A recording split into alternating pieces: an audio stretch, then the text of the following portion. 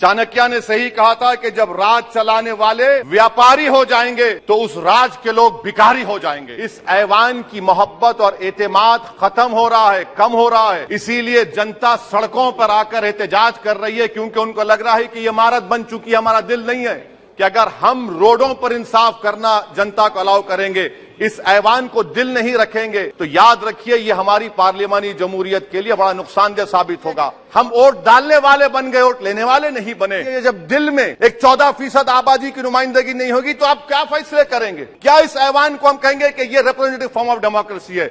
अपने जमहूरी उसूलों पर, रूल ऑफ लॉ पर, संविधान पर अटूट अमल नहीं करेंगे, वरना याद रखिए कहीं नई इमारत भी हिटलर की राइक्सटैग की इमारत ना साबित हो जाए।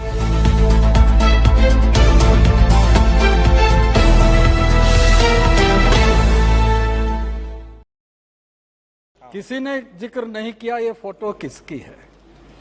ये विठल भाई पटेल जी का है। जी। और आज जितने सारे वक्तव्य हम भी दिए हैं, हम ये इनको स्मरण करना चाहिए। ठीक। और उसके साथ भी ठीक है, उसके साथ भी और एक नाम हमारी तरफ से जिक्र होने की आवश्यकता है, वो है सच्चिदानंद सिन्हा जी का, जो पहले अध्यक्ष थे हमारे संविधान प्रणयन सभा का। जी ठीक। वो अस्वस्थ पड़े हो गए, फिर राजेंद्र बाबू उसका बने।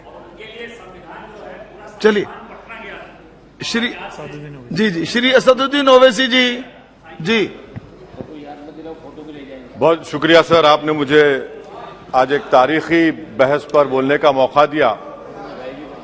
मोहतरम जनाब, इस ऐवान के 75 साल के पार्लियामानी सफर की तकमील पर हम बहस कर रहे हैं। मैं सबसे पहले अपनी जानिब से खराज अकीदत पेश करना चाहूंगा मौलाना हिफ्जुर रहमान साहब को, जो पहली और दूसरी पार्लियामेंट के मेंबर थे, मेरे कायद सालार मिल्लत सलाहुद्दीन ओवैसी को, सुलेमान सेठ साहब को और मौलाना बनात वाला साहब को।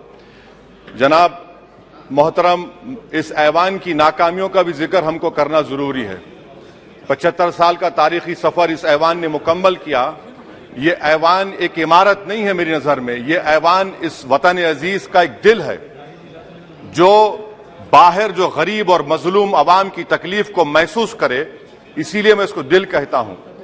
मैं आपके सामने 15 मिसालें पेश करूंगा जहां पर इस ऐवान ने अपनी नाकामी का सबूत पेश किया।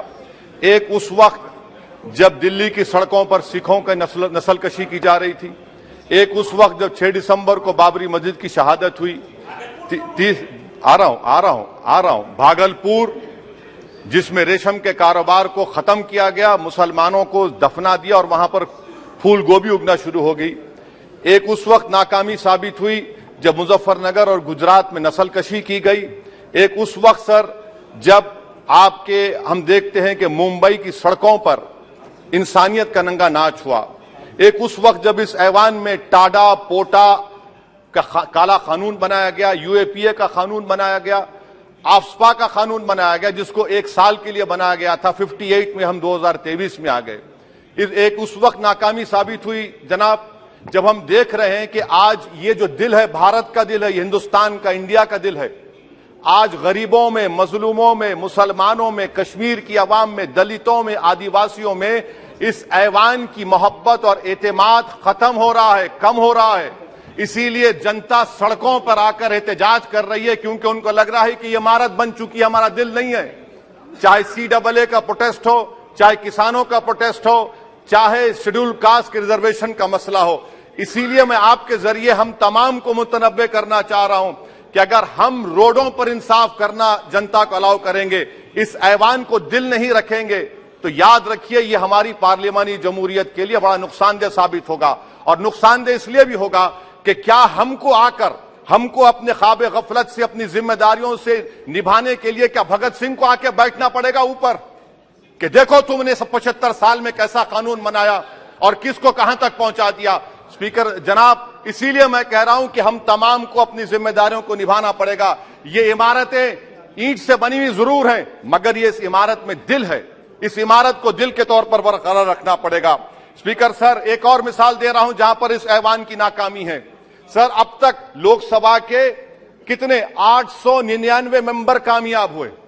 अब बताइए सर, पार्लियामेंट्री जमहूरियत में शराकतदारी की जमहूरियत है, रिप्रेजेंटेटिव फॉर्म ऑफ डेमोक्रेसी में 8,999 में कितने मुसलमान कामयाब हुए? कितने सर? 520, जबकि 1070 को इस ऐवान का मेंबर होना चाहिए था। कितना डिप्रीविएशन है सर? कितना डिप्रीविएशन है? 92% डिप्रीविएशन है। इस मौजूदा पार्लियामेंट में स्पीकर साहब सिर्फ 26 हैं, 14% मुसलमान और सिर्फ 4.8 उनका रिप्रेजेंटेशन है। बताइए, हम वोट डालने वाले बन गए, वोट लेने वाले नहीं बने। या तो हकीकत यह है कि आप वोट डालना नहीं चाहते उनको, आप सबको वोट डालेंगे, मगर जहां पर मुसलमान आएगा वो कामयाब नहीं होगा। बताइए, जब दिल में एक 14% आबादी की नुमाइंदगी नहीं होगी तो आप क्या फैसले करेंगे? क्या इस ऐवान को हम कहेंगे कि ये रिप्रेजेंटेटिव फॉर्म ऑफ डेमोक्रेसी है? स्पीकर साहब, मैं आपको एक और मिसाल देना चाह रहा हूं। बाबा साहिब अंबेडकर ने सही कहा था, अंग्रेज उस जमाने में पार्लियामेंट बुलाते थे टैक्स बढ़ाने के लिए। हम उसी रास्ते पर जा रहे हैं, हम उसी रास्ते पर जा रहे हैं। हम तो बाबा साहब अंबेडकर को हमने सच साबित कर दिया। स्पीकर सर, आखिर में मैं आपको बताना चाहूंगा कि आज आप देखिए कि चाणक्य ने क्या कहा था। चाणक्य ने सही कहा था। चाणक्य ने सही कहा था कि जब राज चलाने वाले व्यापारी हो जाएंगे तो उस राज के लोग भिखारी हो जाएंगे। आज ये वक्त आ चुका है सर, आज ये वक्त आ चुका है कि क्या first pass the post system इस देश के लिए सही है या फिर हम प्रोपोर्शनल फॉर्म ऑफ रिप्रेजेंटेशन को फॉलो करेंगे।